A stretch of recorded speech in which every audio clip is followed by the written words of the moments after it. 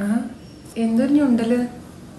ഒന്നും പറയണ്ടേ ചേച്ചി, ഒരാസനം പെർഫെക്റ്റ് ആക്കാൻ നോക്കിയതാ. ഉഫ്, ഒന്നിരുന്നോട്ടെ, നല്ല വേദന. സാധാരണ പശ്ചിമോത്താനാസനം ചെയ്യുമ്പോൾ എനിക്ക് ശരിക്കും ചെയ്യാൻ പറ്റാറില്ല ചേച്ചി. പക്ഷെ ഇന്ന് രാവിലെ ചെയ്യാൻ നോക്കിയപ്പോൾ പറ്റുന്നില്ല.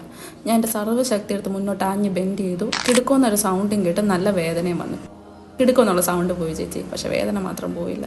ഇനി ഒടിഞ്ഞോ ആവും. ഒടിഞ്ഞു കാണും.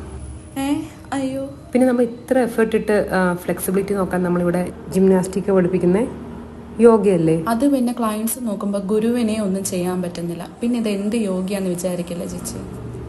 നമ്മുടെ യോഗയുടെ കോൺസെപ്റ്റ് മാറ്റാൻ പാടില്ല. യോഗ ചെയ്യുമ്പോൾ നമ്മൾ എങ്ങനെയാണ് ചെയ്യേണ്ടത്? അത് ഫീൽ ചെയ്ത് എൻജോയ് ചെയ്ത് റിലാക്സായി അവയർനെസ്സിലോട് ചെയ്താൽ മാത്രമേ യോഗയാവത്തുള്ളൂ അല്ലേ? ആസനയുടെ ഡെഫിനിഷൻ തന്നെ എന്താണ്?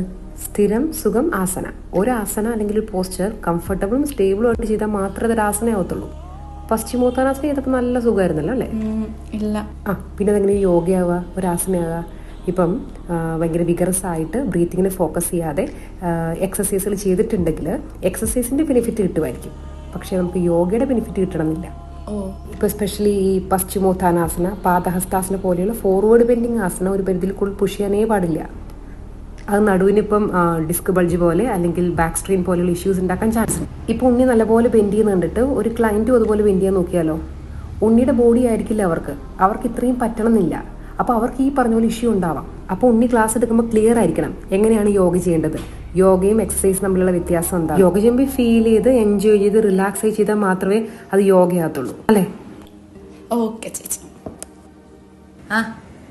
ഡിസ്കഷൻ ആണോ? കഴിഞ്ഞു. എങ്ങോട്ടാ? Store room.